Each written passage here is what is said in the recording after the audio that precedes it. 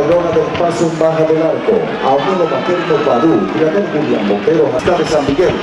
La hija de Conde del Tiempo en Cleopatra de San Miguel. Abuelo materno Fogonazo, criador Jaime Rivera Duque, propietario. El criadero San Miguel viene de Pesebrera San Andrés. En Río Negro, departamento de Antioquia, y su monta Castaño. Cuarta finalista, Cachulina, la número 3. La hija de Arafat del Punto en Princesa de los Vientos, abuelo materno.